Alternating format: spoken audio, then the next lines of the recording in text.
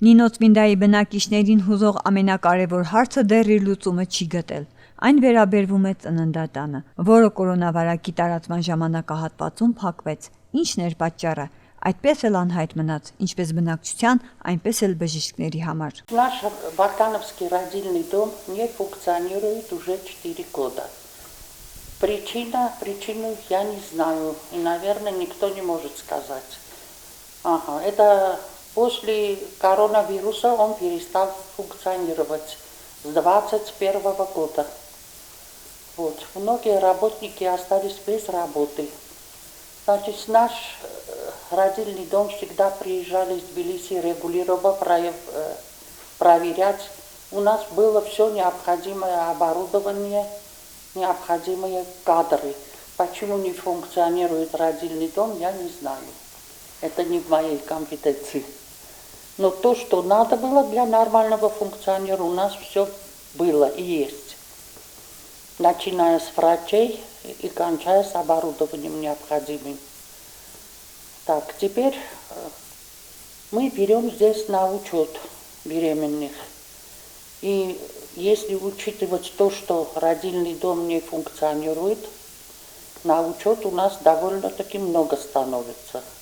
Женщины очень протестуют. Меня каждый день спрашивают, когда будет открываться родильный дом. Я не знаю, как на что это ответить, потому что я действительно не в курсе, почему не функционирует.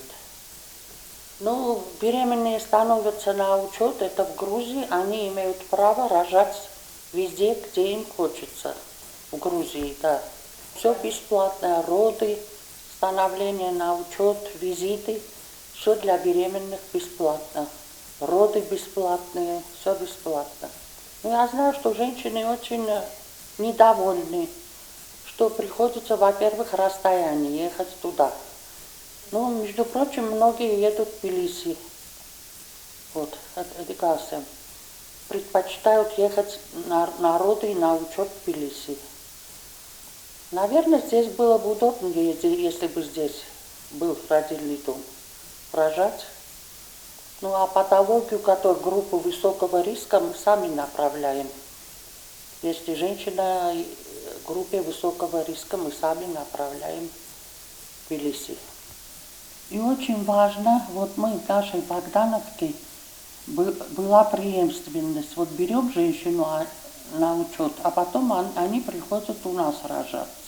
Это тоже очень важно, преемственность между беременной и врачом. Никуда попала она едет, а именно к своему врачу приходит рожать. Это, я считаю, это очень важным моментом было у нас. У нас всегда было так. Каждая женщина рожала у своего доктора. Նինո Ծմինդայի ծննդատունն ուներ բոլոր հարմարությունները հիվանդներին սպասարկելու համար։ Չնայած հիվանդանոցում կարող են գրանցվել հղի կանայք հղիության ընթացքում, սակայն ծննդաբերել չեն կարող։ Պետք է գնան այլ քաղաքներ։ Գիտենք, որ կորոնավարակից հետո մեր ծննդատունը փակվեց Նինո Ծմինդայի, սակայն կոնսուլտացիան ես անցել եմ մեր Նինո Ծմինդայում բժշկուհի Գոհարի մոտ, Գոհար Վարդանյանի մոտ։ Ամեն ինչ շատ լավ էր, սակայն երբ եկավ պահը, որ պետք է ես կողմնորոշվեի որտեղ եմ ծննդաբերելու, իմ բժշկուհի Գոհարը ուղղորդեց ինձ ծննդաբերել Ախալքալաքում։ Վերջին տարիներին Նինո Ծմինդայում ավելանում է երեխաների ծնունդը, իսկ ծննդատան բացակայությունը մեծ խնդիր է, դժվարությունները շատ են, մանավանդ հեռավոր գյուղերում ապրողների համար։ Շատ մեծ դժվարություն է շատերի համար, մարդ կա, որ չունի հնարավորություն, մարդ կա, որ ժամանակը արդեն բավական չէ, չի ներում,